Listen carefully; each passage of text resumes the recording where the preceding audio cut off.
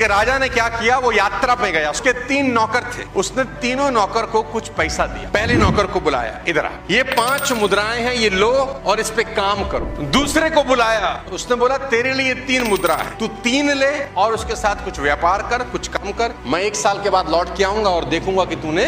तीसरे नौकर को बुलाया, उसको 1 मुद्रा दी कि ये तेरे पास 1 है, तू जा इसके साथ कुछ कार्य कर, कुछ धंधा पानी कर, मैं 1 साल के बाद लौट के आऊंगा और देखूंगा कि तूने इसके साथ क्या। जिसको 1 दी उसने कहा कि राजा की मुद्रा बड़ी कीमती, उसने तुरंत मिट्टी खोदी, उसमें दबा दी। जब राजा आएंगे सुरक्षित निकाल के। 1 साल के बाद राजा वापस आए, तीनों को खड़ा किया, बोला अपनी अपनी मुद्राएं लेकर आओ। जिसको पहले को 5 दी थी, 5 की 10 बना दी। ये 10 मुद्राएं राजा जी आपको अर्पित करता हूँ। राजा ने कहा वाह क्या बात है। दूसरे को जिसको 3 दी थी, उसने बोला मैंने भी धंधा किया राजा साहब, 3 की 5 बना दी है, ये आपके पास। तीसरे से पूछा तेरा क्या हाल है, उसने मिट्टी खोदी, बोला प्रभु 1 की 1 संभाल के रखी, कुछ खराब नहीं किया। राजा ने कहा वेल डन। राजा ने मंत्री को आदेश दिया कि जिसकी 1 है इससे ले लो और उसको दे दो जिसके पास 10। उसने बोला ये तो नाइंसाफी, हम पे तो 1 ही थी, वो भी आपने ले ली और उसको दे दी जिसके पास ऑलरेडी 10 है। तो राजा एक लाइन बोले, याद रखो जिसके पास है उसे और दिया जाएगा और इस तरह उसके पास बहुत हो जाएगा, लेकिन जिसके पास नहीं है उससे वह भी ले लिया जाएगा